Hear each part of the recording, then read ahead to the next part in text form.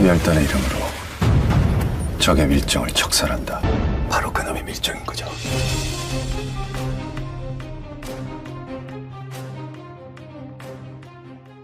고종 독살 루머가 도화선이 되어 일어난 3.1혁명으로 불리던 3.1운동. 그 후 4년이 지난 1923년 3월 조선 경성 한복판에서 대소형 폭탄 36개와 권총 5정이 발견됩니다. 이 일로 의열단원 김시연, 유석현 등 18명이 구급되는 사건이 일어납니다. 김상욱의 종로경찰서 폭탄 투척 계획이 성과를 거두지 못하자 1923년 3월 1일 그 당시 3.1혁명 4주년을 기념해 침체된 대일항전 의혹을 되살리려는 목적으로 제2차 의열단 대암살 파괴 계획이 진행되었습니다. 수차례 거사에서 폭탄 불발을 겪으며 폭탄 대량 수급의 필요성을 느낀 의열단은 1923년 초부터 상해 프랑스 조계안에 비밀 아지트를 설치하고 헝가리인 마잘 라브렌다를 기술자로 초빙해서 암살용, 파괴용, 방화용의 3가지 용도의 폭탄 제조에 들어갔습니다. 그 당시 활동했던 의열단에 대해 알아봅니다. 정의의 의, 맹렬의 열을 따서 13명으로 시작했고 이 13명은 단 한 명도 변절하지 않았다고 합니다. 국내외를 통틀어 1920년대 일본 고간 암살, 관공서 폭파 등 가장 활발한 활동을 벌였던 조직 의열단. 1920년대 전반기 암살 파괴운동을 상징하는 이름으로 일제강점기 의열투쟁의 대명사인 의열단은 창단 시점부터 5파괴 7가살이라는 행동 목표를 정했습니다. 총독부 고관, 군순회, 대만총독, 매국노, 친일파, 밀정, 반민족적 토호 등 7부류의 암살 대상과 조선 총독부, 동양척식 주식회사, 매일신보사, 조선은행, 각 경찰서 등으로 파괴 대상을 선정했었습니다. 2010년 기밀 해제된 영국의 비밀 문서에 의하면 의열단 단원이 2,000여 명에 달했다고 합니다. 항상 죽음을 눈앞에 두고 오늘을 마지막 날로 살았던 그들은 전혀 뜻을 굽히지 않고 지속적으로 이 활동을 했었는데요. 제일 큰 사건은 첫 번째 1921년 조선 총독부 청사 안으로 걸어들어가 폭탄을 던지고 잠적, 북경 본부로 귀환한 사건. 두 번째로 1922년 상해에서 일제 침략군부의 거물 육군대장 타나카 기이치 암살 시도였습니다. 다만 이 사건은 폭탄 불발로 실패로 돌아갔고 영국, 미국, 중국인 사상자가 발생해서 비난까지 받아야 했습니다. 그 후에 직접 폭탄을 제조하기 위해 비밀 아지트를 설치하며 여러 계획들을 세우게 됩니다. 많은 실패들과 역경이 있었지만 지속적으로 활동했던 의열단은 1925년 사실상 종결되었으나 그 당시 억울하게 나라를 빼앗기고 핍박받은 우리 민족들을 대변했음은 틀림없습니다. 흥행에는 실패했지만 의열단을 소재로 아나키스트라는 영화가 만들어지기도 했습니다. 영화 암살에서 김원봉이 등장하는데 그와 함께 활동하는 이들이 의열단일 가능성이 높았었죠. 중국 천진에서 의열단장 김원봉으로부터 대량의 폭탄과 무기, 신채호가 작성한 조선혁명선언 등을 전달받은 김시영과 당시 위장사업가 황옥의 주도 아래 국내 반입이 시도되었습니다. 그리고 이때 조선 총독부 경무국장 마루야마도 하나의 계획을 세우고 있었는데 김상옥 사건 등 여러 차례 눈에 거슬린 의열단의 정체를 밝히기 위해 총독부 경무국 소속으로 발령을 낸 후 중국으로 비밀 파견을 보냈던 인물이 바로 황옥이었죠. 당시 일본 경찰의 감시를 받고 있었던 김시연에게 황옥이 접근하고 두 사람은 아편 밀수 동업자로 의기투합을 했습니다. 자금과 아편 수집, 국내 판로는 김시연이, 아편의 국내 반입은 황옥이 맡기로 말이죠. 그리고 2월 15일 경성역에서 두 사람은 같은 열차를 탔습니다. 황옥 측의 사람과 의열단 측의 유석현도 함께 타며 쫓고 쫓기는 첩보전이 전개됩니다. 안동에 도착 후 김시연은 황옥을 유인해서 사흘 동안 여관에 감금했고 설득한 끝에 의열단원으로 포섭하는데 완전히 포섭당한 것은 아니었다고 합니다. 어쨌든 황옥은 마루야마 경무국장에게 의열단 본부에 잠입했다는 거짓 보고를 합니다. 계획에 사용할 폭탄 36개, 권총 20정, 전당 2,000매가 준비되었으나 폭탄의 국내 반입을 맡은 김한이 체포된 후 이를 국내로 운반해오는 게 최대의 문제였습니다만 이때 황옥이 등장한 거죠. 2월 24일 프랑스 조계 안에서 의열단장 김원봉을 만나게 되고 안동에서 신의주까지 수송을 맡겠다고 합니다. 폭탄의 국내 반입은 순조롭게 진행되죠. 김시연, 황옥, 권동산, 김재진 등은 3월 22일 새벽 6시 열차로 나머지 폭탄 8개와 권총 5정, 전단 100매를 넣은 가방을 들고 안동에서 압록강을 건너 신의주에 무사히 도착. 일은 잘 진행되는 듯 했습니다. 불길한 예감에 폭탄을 조동근의 집으로 옮겼고 황옥은 그날 밤차로 김지섭, 권동산을 먼저 경성으로 보내고 다음날 새벽 김시영과 폭탄 18개가 든 가방과 권총 5정, 전단 700매를 들고 신의주를 떠납니다. 그러나 조동근의 집에 보관 중이던 폭탄이 압수당하고 결국 황옥과 김시영까지 체포되었습니다. 한 친일파 경찰의 밀고로 이 계획은 이렇게 대실패로 끝났다고 확인되는데 어느 책에는 김두영이라는 일행 중 한 명의 밀고로 관련자들이 체포되었다고 확인됩니다. 이 사건의 중심부에 있었던 경기도 경찰부 고등경찰과 경부 황옥, 그는 경찰 간부 신분을 이용 폭탄을 밀반입한 혐의로 체포됩니다. 일본은 그가 경찰 간부라는 사실에 큰 혼란에 빠집니다. 이 사건이 바로 황옥 경부 폭탄 사건입니다. 그가 위장 친일파였는지 의열단에 잠입한 스파이였는지 아직도 의구심으로 남아있습니다. 기록에 의하면 1920년 3월 경기도 경찰부 직속 도경부로 특제되어 1923년 3월 황옥 경부 폭탄 사건으로 체포될 때까지 고등경찰과 경부로 근무하면서 독립투사들을 감시하고 정탐 활동을 벌였다고 알려져 있는데요. 그는 체포된 후 재판에서 최후 변론으로 경찰 관리로 임무를 완수하기 위해 노력했고 성공하면 경시까지 시켜줄 거라 굳게 믿었다고 말해 비난을 샀습니다. 당시 전 경찰부장 시로가미 유키치는 의열단을 일망타진하기 위해 황옥을 침투시켰다고 인정하기도 했죠.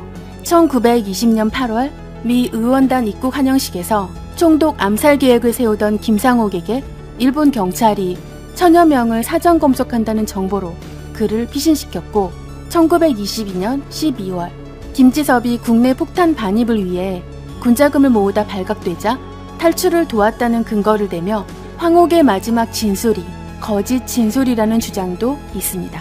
그 후 황옥은 6.25 한국전쟁 당시 강제로 납북되었는데 그에 대한 기록이나 증인이 없어 밝힐 수가 없고 사료 또한 주변인의 기록과 재판 수사 기록뿐 전혀 확인되지 않고 있습니다. 한마디로 그의 첩보 활동에 대한 사료를 찾기가 힘들다는 건데요. 그 진실 여부는 그 당시의 황옥 본인과 주위 사람들만이 알고 있겠죠. 다음은 김시연이라는 인물입니다. 그 당시 반입을 시도했던 무기들의 규모도 컸고 생각보다 종류도 많았는데 이 의열단 사건으로 10년형을 선고받았고 5년 5개월간 복역했던 김시연. 그는 누구인가? 1952년 6월 25일 6.25 2주년 기념 및 북진 촉구 시민대회가 열리는 임시수도 부산의 충무로 광장. 시민들은 물론 주한 외교관과 군 장병 등 6천여 명이 참석한 이 현장에서 갑자기 한 노인이 연설 중인 대통령에게 뛰어갑니다. 그리고 독일제 LPT 권총을 겨누죠. 방아쇠를 당겨보지만 총알은 발사되지 않고 현장에서 바로 체포되는 노인. 그의 정체는 바로 의열단원으로 활동하다 7년 동안 수감된 항일투사 유시태였습니다. 배후 조종인물로 체포된 당시 국회의원 김시연. 이 사건으로 김시연은 사형에서 무기징역형을 선고받고 4.19 혁명 후에 풀려났습니다만 살아있는 동안 27년 8개월 동안을 감옥에서 보낸 인물입니다. 1883년 경북 안동에서 태어난 그는 일본 메이지대 전문부 법학과를 졸업하고 귀국했다가 1919년 3.1운동 당시에 체포됩니다. 그러나 곧 탈출한 그는 중국 상하이로 망명했고 김좌진과 함께 북로군 정서를 조직하고 11월 약산 김원봉, 백민, 황상규 등과 의열단을 조직하면서 그의 생애를 독립운동에 바치게 됩니다. 그의 가족은 모두 독립운동가 출신으로도 알려져 있는데 그의 아버지는 구한말 의병활동을 하신 분이었고 둘째 동생 김정현은 중국에서 독립운동을 하다 관동군에게 처형되어 시신조차 못 찾았고 1921년 모스크바 약소 민족대회에서 처음 만나 부부의 연을 맺었지만 평생 권동지라고 불렀다는 부인 권혜라 여사 또한 3.1운동으로 체포된 후 유관순 열사와 함께 서대문 형무소에 수감되었던 투사였고 그의 아들 또한 길림성에서 체포되어 신경 형무소에 수감되었다가 8.15 해방과 함께 풀려났습니다. 그의 항일투쟁 일화 중 대표적으로 알려진 사건이 황옥 경부 사건입니다. 폭탄 제조를 마친 후 황옥 경부를 만나 폭탄 밀반입 계획을 세우고 계획은 성공으로 돌아가는 듯 했지만 결정적인 순간 밀정의 밀고로 모든 게 발각됩니다. 성공했었다면 그 계획은 일본에게 엄청난 타격을 준 사건으로 기록되었을 것이고 어쩌면 역사가 달라졌을 수도 있었겠죠. 1952년에는 이승만 대통령이 일제강점기 항일투쟁을 했던 독립운동가들을 소외시키고 친일 경력이 있는 사람들을 권력의 핵심에 기용했고 민족을 버리고 갔다며 강하게 비난했습니다. 특히 백범 김구의 암살이 대통령의 지시였다고 믿고 그를 제거할 결심을 세우게 됩니다. 2번, 3번 방아쇠를 당겨봤지만 총알 불발로 이 사건은 실패로 돌아가죠. 어쨌든 이때의 저격 불발 사건 때문에 그와 그 가족들은 독립운동에 대한 단 하나의 훈장도 받지 못했습니다. 상훈법 규정상 3년 이상 징역이나 금고형을 받은 자는 포상받을 수 없다고 되어 있었고 이승만 대통령 암살 미수 사건이 연루된 전과 때문이었죠. 1973년에 운명한 그의 부인 권혜란 여사만이 1990년 정부로부터 건국 훈장 애국장을 추서받았습니다. 4.19 혁명으로 이승만 정권이 무너지자 1960년 4월 28일 7년 10개월 만에 석방되었고 제5대 국회의원에 당선은 되었지만 독립유공자 서훈은 받지 못했습니다. 또 7월에는 민의원에서 열린 대통령 선거에 지명되기도 했습니다. 그리고 1966년 불광동 자택에서 쓸쓸한 죽음을 맞으며 아내에게 마지막 유언을 남깁니다. 권동지 미안하오. 내가 그래도 조국 독립을 위해 몸바쳐 투쟁했는데도 반쪽 독립밖에 이룩하지 못했소. 남은 여생을 조국 통일 사업에 이바지해주오. 김시영과 저격 사건을 벌인 다른 인물 유시태는 경북 안동 출신 독립운동가로 역시 의열단원이었습니다. 의열단 하면 또 빼놓을 수 없는 인물이 있는데 바로 김지섭입니다. 1884년 경북 안동 출신으로 3.1운동이 일어나자 독립운동의 뜻을 두고 베이징으로 건너가 의열단에 가입했습니다. 1923년 당시 우리나라 국민들을 이유 없이 학살하고 만행을 일삼는 모습을 본 후 천황의거를 결심하는데요. 일제 주요 관서 폭파를 위해 국내 폭탄 반입 작전이 실패한 후 상해로 피신했던 그는 의열단원들과 함께 도쿄에서 열리는 일본 고관들이 대거 참석하는 제국의회에 폭탄 투척 계획을 세우게 됩니다. 일본어에 능통한 그가 아편과 코카인을 밀수하는 일본인으로 가장한 후에 밀항을 하고 도쿄로 가긴 했지만 제국회의는 무기한 열리지 않는다는 사실을 알게 되죠. 결국 목표를 바꾼 그는 궁성 앞까지 가서 폭탄을 던졌지만 상해에서 일본으로 건너갈 당시 배 아래쪽 습한 창고에서 열흘이나 머물렀기 때문에 폭탄이 습기를 먹게 된 탓인지 폭탄은 불발되고 그는 현장에서 체포되고 맙니다. 사건 발생 후 1년이 지나고 무기징역을 선고받았지만 몇 달 후 그는 감옥에서 숨을 거둡니다. 그의 나이 겨우 45세였던 1928년 2월의 일이었습니다.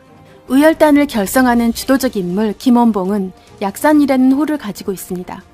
1898년 경남 밀양에서 태어나 어렸을 때부터 반일 감정이 강했던 그는 초등학교 때 일왕의 생일에 일장기를 화장실에 갖다 버린 일화도 있습니다. 경성중앙중학교를 졸업한 후 독립운동을 위해 중국으로 건너가 1918년 난징 금능대학에서 독일어, 중국어, 영어를 익히고 중퇴.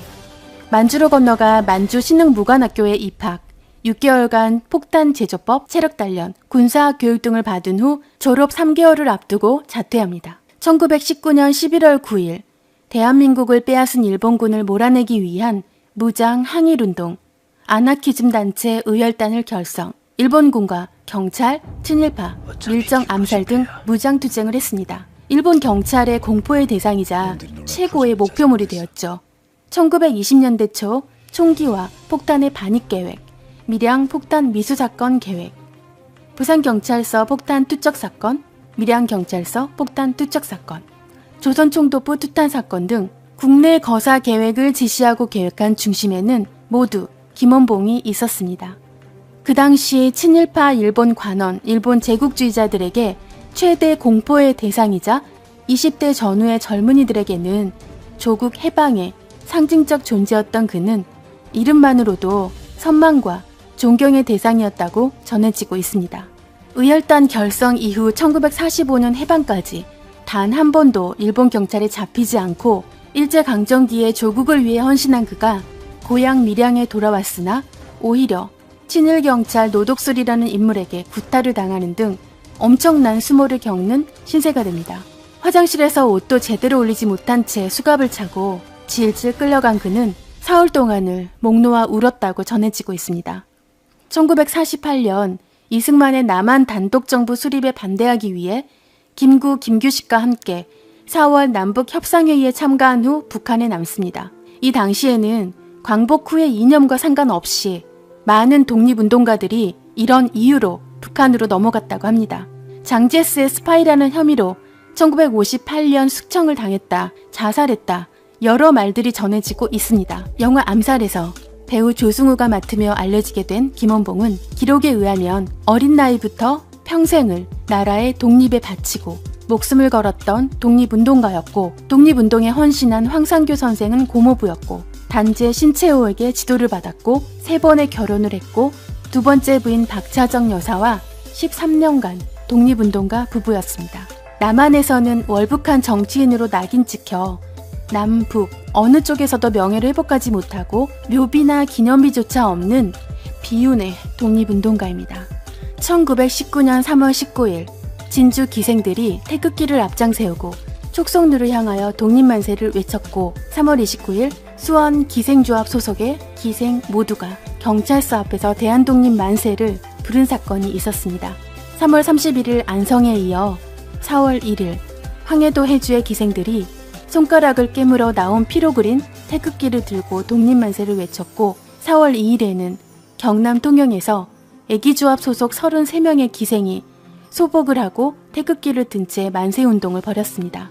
기생 독립단으로 불렸던 그녀들 속에서 또 다른 인물 현계옥. 경북 대구 출생으로 가난한 집안 사정 때문에 17살에 기생이 된 그녀는 타고난 미모와 대적할 상대가 없을 정도로 풍류 가무에 뛰어났습니다. 1919년 경성의 어느 봄, 그녀가 갑자기 사라지게 됩니다. 어린 두 동생과 함께 사랑하는 사람 현정건을 만나기 위해 화려한 기생의 삶을 포기하게 되죠. 현정건은 빈처와 운수 좋은 날 등으로 유명한 소설가 현진건의 형입니다.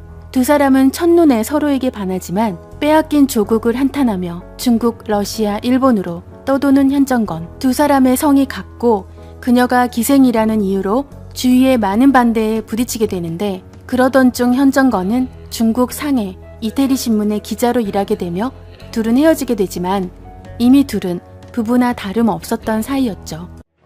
결국 사랑하는 사람을 찾아 길림으로 가게 된 그녀는 갖은 고생 끝에 의열단 단장 김원봉을 만나 폭탄을 제조하는 법과 육혈포 놓는 법을 배우게 됩니다. 상해 신공원 사격장에서 흰옷을 입은 그녀가 단총을 들고 연습하는 모습에 외국인들조차 놀랐다고 하는데요. 영어와 사격법을 익히기도 했습니다. 의열단에서 의외로 큰일을 이루기도 했습니다. 1928년 상해 프랑스 조계지에서 남편이 일본 총영사관 경찰에 체포되어 신의주 지방법원에서 징역 3년형을 선고받으며 추록 후 사망하는 모습까지 지켜본 그녀는 시베리아로 망명합니다. 그 후 그녀는 다시는 조국에 돌아오지 않았습니다. 아마도 그녀의 모든 것이었던 사랑하는 남편이 없는 곳은 아무런 의미가 없었을지도 모르죠. 1920년대 무장 항일운동을 감행한 의열단을 소재로 한 영화 한 편이 곧 개봉됩니다. 송강호, 공유, 한지민이 출연하고 놈놈놈의 김지훈 감독이 연출한 영화 밀정이 바로 그 영화인데요. 2016년 하반기의 기대작 중 하나입니다. 할리우드 대형 스튜디오 워너브러더스가 한국 영화 처음으로 제작비 전액을 투자하고 제작 배급까지 맡았습니다. 연출을 맡은 김지훈 감독은 자신의 전작 좋은 놈 나쁜 놈 이상한 놈에서 못 다뤘던 것을 이번 영화에서 다루겠다고 밝혔는데요. 기다려지는 작품입니다. 실존인물 황옥은 극중 이정출 역할로 배우 송강호가 맡았는데 1998년 조용한 가족, 2008년 반치광, 좋은 놈, 나쁜 놈, 이상한 놈에 이어 김지훈 감독의 작품에 네 번째로 합류한 송강호의 연기 기대됩니다. 실존인물 김시연을 모티브로 했다는 김우진 역할로 부산행으로 1000만 배우에 오른 공유가 출연합니다. 영화 암살에서 많은 남자 독립운동가들 사이에서 빛나던 배우 전지현처럼 밀정에도 홍일점 배우 한지민이 출연합니다. 실존인물 현계옥을 모티브로 그녀가 연기하는 연기순이라는 인물은 조선의 기생이었다가 사랑하는 남자를 돕기 위해 상해로 간 이후 여성 의열 단원으로 인정받은 실존인물 현계옥을 모티브로 했다고 합니다. 한지민은 의열단에도 여성이 있었다는 걸 알게 됐다라며 그 어린 나이에 힘든 활동을 했다는 게 대단하게 느껴졌다. 강인함과 묵직함을 담으려고 노력했다 라고 밝혔습니다. 그 외에도 신성록, 엄태구 등의 배우들이 열연을 펼칠 예정인데요. 1920년대 말이라는 게 시간적으로는 차이가 있지만 줄거리나 느낌으로 봤을 때 당연히 영화 암살이 떠오르실 겁니다. 암살은 1930년대 배경이긴 하지만 항일운동을 다루고 캐릭터의 조합 또한 비슷한 점이 느껴지기는 하네요. 스파이 액션물을 하고 싶었다고 말한 김지훈 감독은 한국에서 스파이물을 만든다면 런던이나 부다페스트를 배경으로 생각했었지만 은밀한 거래가 이루어지는 서구형 공간에 상하이가 맞을 것 같았다고 밝히기도 했습니다. 푸른색과 검은색 등으로 아시아 냉전 시대의 인물 내면을 다루는 콜드 누아르라고 이 영화의 장르를 설명해주기도 했습니다. 지난해 10월부터 중국 상해에서 촬영을 시작한 밀정은 제73회 베니스 국제영화제 비경쟁 부문, 제41회 토론토 국제영화제 스페셜 프레젠테이션 부문에 공식 초청되었습니다. 감독의 인터뷰 중에서 영화에 대한 기대감이 느껴지던 내용이 있었습니다. 우리 민족에게 나라를 잃었던 아주 슬픈 시대 일제강점기가 배경이라 전작에 비해 인물들을 그릴 때 좀 더 진지했고 고민이 많이 되었던 작품이다. 비슷한 배경을 다룬 암살, 덕혜옹주를 재밌게 봤다. 밀정은 시대의 내면을 따라가는 작품이다. 당신은 어디에 살 것인가? 어느 역사에 이름을 남길 것인가? 라는 무거운 질문을 던지기도 한다.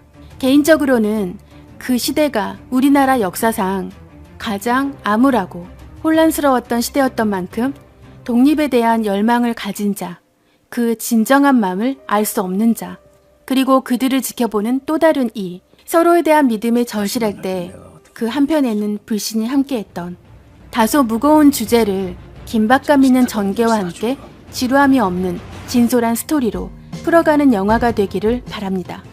기다려지는 9월에 개봉하는 영화 일정입니다. 바로 그놈이 밀정인 거죠. 달빛뮤즈였습니다. 구독 해주실 거죠?